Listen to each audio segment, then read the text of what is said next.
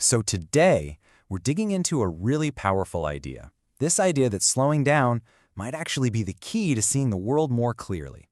It's all about what one writer calls the patient rhythm of hindsight.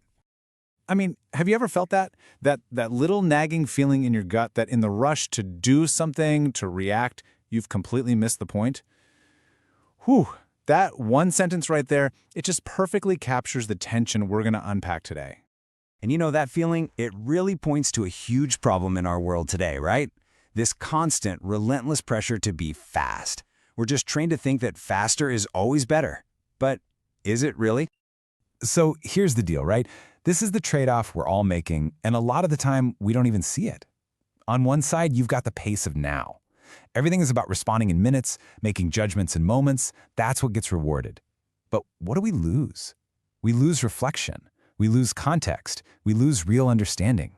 We're basically trading depth for speed, and that's a huge problem. Okay, so if this constant rush is the problem, then what's the answer? Well, it's about finding a totally different rhythm. It's about tapping into the rhythm of history, which can teach us how to see past all the noise of right now. Think of it like this. Our default setting, right? It's super short term. It's kind of like just watching the seasons change. You see the immediate stuff, what's happening now, what's coming and going, but that's it. But history asks us to do something different. It invites us to zoom out. I mean, way out. So instead of just looking across seasons, we're talking about looking across centuries. And when you do that, man, a completely different picture comes into focus. You start to see these huge patterns that were totally invisible before, just hidden in the day-to-day grind. So what exactly does this slower pace show us? Well, for one, it reveals the hidden costs of all those decisions that felt so important and urgent at the time. It also exposes the cracks in systems we just assumed would last forever. And, it can even uncover some really deep wisdom in old traditions that we were just way too quick to throw away. Okay, I get it. This idea of long-term patterns can feel a little, abstract. So let's make it real. Let's ground it in a really powerful metaphor, the land itself. Just think about the land as a silent witness, a living, breathing record of our history. No, really, let that sink in for a second.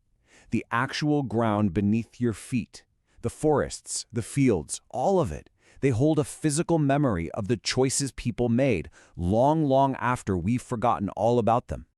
You see, over generations, the land just absorbs what we do. It carries the marks of these repeating cycles. You'll see periods of care and cultivation followed by times of total neglect. You'll see stewardship give way to pure extraction. And these aren't just ideas. They're real patterns, literally etched into the world around us. And this is what's so incredible about the land's role in all this.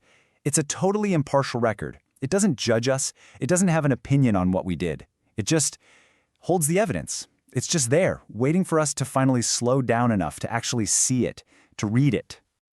Okay, so let's bring this all together. We've talked about the problem with speed, the rhythm of history, the memory of the land. What does it all add up to? Well, it gives us a brand new perspective, a way to see our own time much, much more clearly. And this next part is so, so important. We usually think of looking back as, nostalgia, just getting sentimental about some idealized past. But that's not what this is about. This is about reframing it completely. Looking back isn't nostalgia. It's a practical tool. It's an active way to sharpen how we see the world right now. And the goal here, it's not to complain about the present or argue with it. It's simply to understand it. It's about figuring out where we are by actually looking at the path we took to get here. It's about putting that crucial dimension of time back into the picture. Ultimately, it all comes down to this really simple but beautiful truth. The understanding we're all searching for, it's usually right there. But it doesn't work on our schedule. It reveals itself when it's ready. So our only job, really, is to give time the space it needs to do its teaching. And that really brings us to the final question. And this one's for you to take with you. Just think about it. In your own life, your work, your relationships, even just in your own head, where can you fight that urge to react instantly? Where can you step back and just give time a little more room?